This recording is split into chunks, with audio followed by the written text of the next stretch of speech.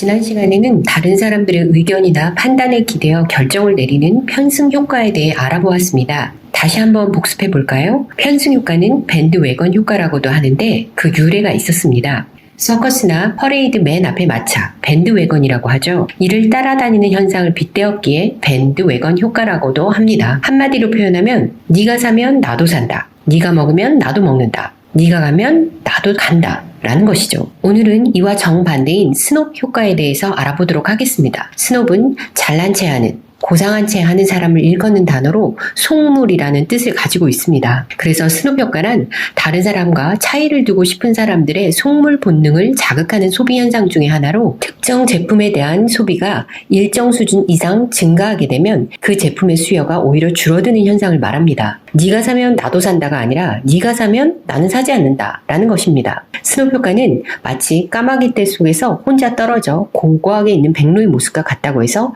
백로 효과라고도 합니다. 잠시 상식을 충전하는 시간을 가져보도록 하겠습니다.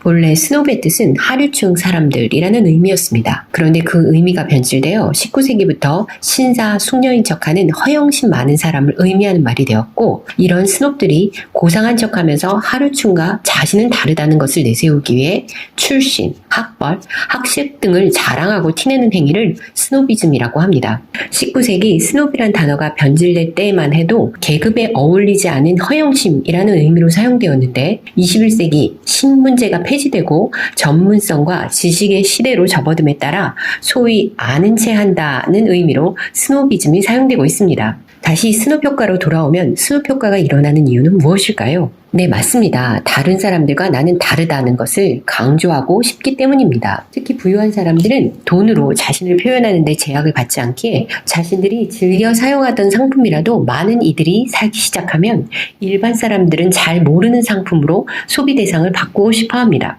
즉, 나는 너와는 달라. 나는 이것까지 살 수 있어. 라는 것을 보여주고 싶어 합니다. 이는 자연스럽게 과시욕으로 연결될 수 있습니다. 남들이 할 수 없는 것을 나는 할 수 있음을 보여줌으로써 남들과 차별화되어 우쭐해질 수 있기 때문입니다. 스놉 효과라는 용어는 1950년 미국 경제학자 하빈 라이벤슈타인이 처음으로 지칭하였습니다. 타인의 사용 여부에 따라 구매 의도가 증가하는 효과인 밴드웨건 효과와 함께 타인의 사용 여부에 따라 구매 의도가 감소하는 효과인 스놉 효과도 같이 발표했지요.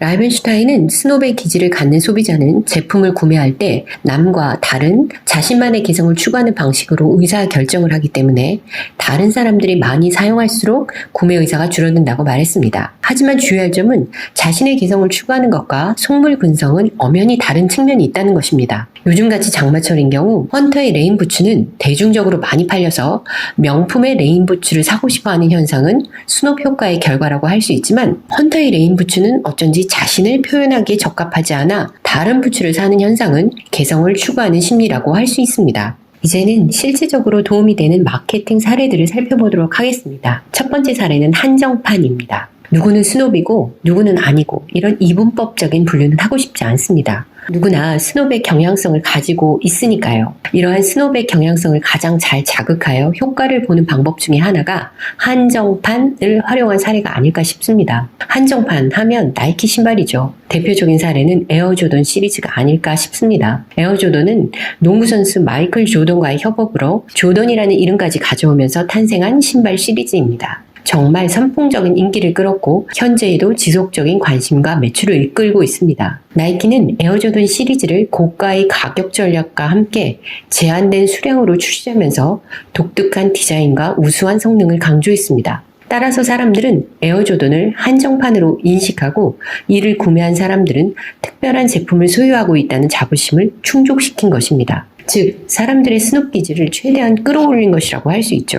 두 번째는 고가 전략입니다. 소위 말하는 명품 브랜드의 가격을 보면 터무니없을 때가 많습니다. 구하기 힘든 원재료, 수십 년 내공을 쌓은 장인, 매장의 분위기, 모든 요인을 고려해도 가격을 저렇게 높이 책정해야 하나 하는 생각이 들죠. 고가 전략은 명품 브랜드로서 자신을 포지셔닝하고자 하는 방법 중에 가장 대표적인 전략입니다. 한편 스놉의 기질을 극대화할 수 있는 매우 효과적인 방법이죠. 에르메스의 핸드백은 어떤 사람들에게는 1년 연봉과 맞먹는 금액이 되기도 합니다. 포르쉐는 어떤 이들의 집값일 수도 있습니다. 하지만 이런 고가의 마케팅 전략은 꼭 명품 브랜드에만 해당되는 것은 아닙니다. 대부분의 브랜드가 플래그십 제품이라고 하는 것을 보면 하위의 모델들과 기능적인 면에서는 별 차이가 없어 보이는데 훨씬 비싸게 책정한 경우가 많습니다. 이는 플래그십 제품을 많이 팔려고 하는 것보다는 스노브의 기질을 가진 이들이 선택할 수 있는 영역을 마련해 주는 것이라고도 할 수 있습니다. 스노브 효과를 노리는 또 하나의 마케팅의 대표적인 사례는 백화점 등에서 주로 사용하고 있는 VIP 마케팅입니다. 백화점의 VIP 혜택은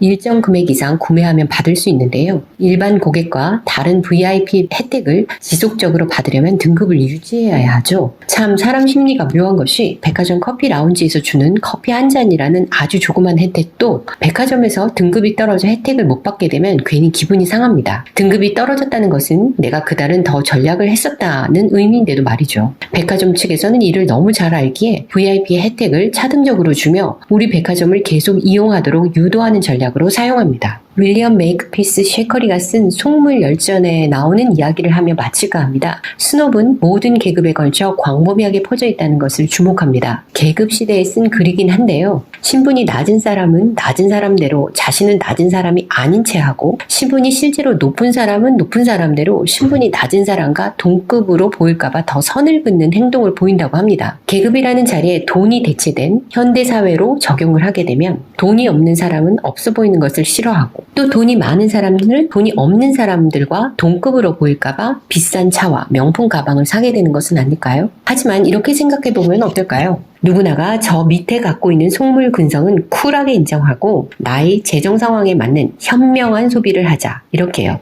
이상 360 컴퍼니의 비아피디였습니다. 감사합니다.